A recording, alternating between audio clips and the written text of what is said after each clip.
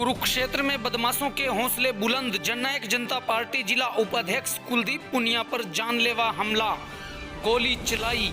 देर रात 3 नकाबपोश बदमाशों ने बनाया पुनिया को निशाना। 2 लाख नगद और सोने की 3 अंगूठियां की हुई लूट। केस दर्ज, पुलिस ने की मामले की छानबीन शुरू। कुरुक्षेत्र जजपा जिला उपाध्यक्ष कुलदीप पुनिया ने प्रेस वार्ता की और कुरुक्षेत्र मीडिया को बताया कि वे अपने कार्यालय से देर रात घर की तरफ निकले ही थे कि अज्ञात नकाबपोश 3 बदमाशों ने गन पॉइंट पर उन्हें बंधक बना लिया। पुनिया ने बताया कि बदमाशों ने आते ही पहले तो हवा में फायर किया और फिर उनके हाथ से बैग छीन लिया और 3 सोने की अंगूठियां उतरवा ली। पुनिया ने बताया कि वारदात के वक्त उनका दोस्त पुलिसकर्मी परवीन, जो कि कोर्ट में सुरक्षाकर्मी हैं, उनके साथ था। मामले को लेकर केयू के आदर्श थाना पुलिस ने केस दर्ज कर जांच शुरू कर दी है। पुलिस अधिकारी नसीब सिंह का कहना है कि पुलिस मामले की छानबीन कर रही है। पुलिस ने दावा किया है कि जल्द मामले का पर्दाफाश होगा और दोषी सलाखों के पीछे होंगे। इससे पहले भी कुरुक्षेत्र में इस प्रकार की फायरिंग हो चुकी है, जो बदमाशों के बुलंद हौसले का बड़ा उदाहरण है। हरियाणा के सबसे शांतिपूर्ण क्षेत्र धर्म क्षेत्र कुरुक्षेत्र में इस प्रकार की घटनाओं से जनता में दहशत है। कुरुक्षेत्र मीडिया के लिए कुरुक्षेत्र से राजेंद्र स्नेही की रिपोर्ट।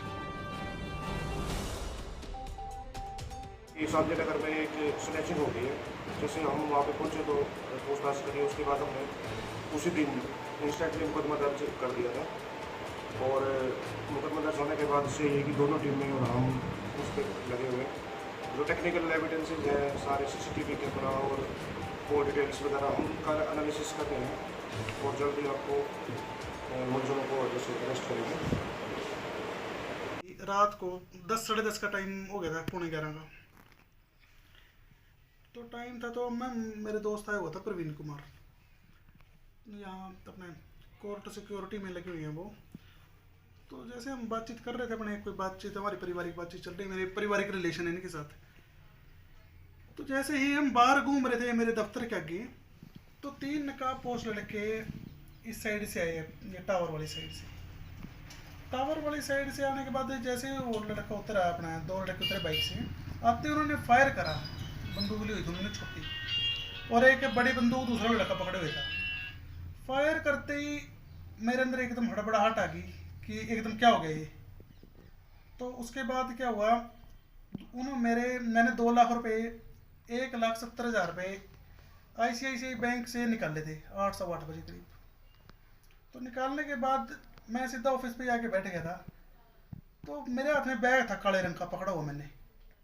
तो बैग था, उन्होंने फटाफट मेरे से हड़बड़ाहट में जैसे उन्होंने गोली चलाई थी, तो मैंने उनको बैग उनके हवाले कर दिया, क्योंकि उनके पहले डिमांड ये थी कि भी बैग हमारे हवाले कर, बैग हमारे हवाले कर। तो बैग उनको दे दिया। उसके बाद मैंने एक अपना सोने की मुट्ठी डाली हुई थी सूंडी में, तो सोने की मुट्ठी उन्होंने ले ली मेरे से अपना ज़बरदस्ती गन पॉइंट पे। तो लेने के बाद भी मतलब मैंने, दूसरे लड़के ने प्रवीण कुमार को बंदूक लगाई हुई थी, एक ने मुझे लगाई हुई थी। तो लगाने के बाद उन्होंने मेरे को कहा कि अपनी गाड़ी स्टार्ट कर, फॉर्च्यूनर, इसको गाड़ी में बिठा ज़बरदस्ती। तो वो मुझे काफ़ी दूर से वहाँ से लगा के मेरे ऑफिस तक, यहाँ तक ले आए पकड़ के। जैसे ही मेरे को वो गाड़ी में बिठाने वाला ही थे, मतलब दरवाज़ा खोलने वाला ही था, उससे पहले प्रवीण कुमार को ऐसा लगा कि भी ये तो कुलदीप जी को लेके चले जाएंगे और पता नहीं क्या वारदात कर दी। तो प्रवीण कुमार ने उसको छोटे वाले, जो छोटी बंदूक पकड़े हुए था, उसको पकड़ लिया और उसको काबू कर लिया। तो दूसरा लड़का जिसने मेरे को बंदूक लगाई थी, उसकी मैंने बंदूक की आगे की नाली वो उसकी तरफ बढ़ा, प्रवीण कुमार की तरफ, तो उसको मैंने पकड़ लिया। तो पकड़ने के बाद काफ़ी ऊपर नीचे उनके, मतलब काफ़ी हमारी छीना झपटी का, मतलब बिल्कुल लड़ाई झगड़ा, सारे कपड़े फाड़ दिए हमारे उन्होंने।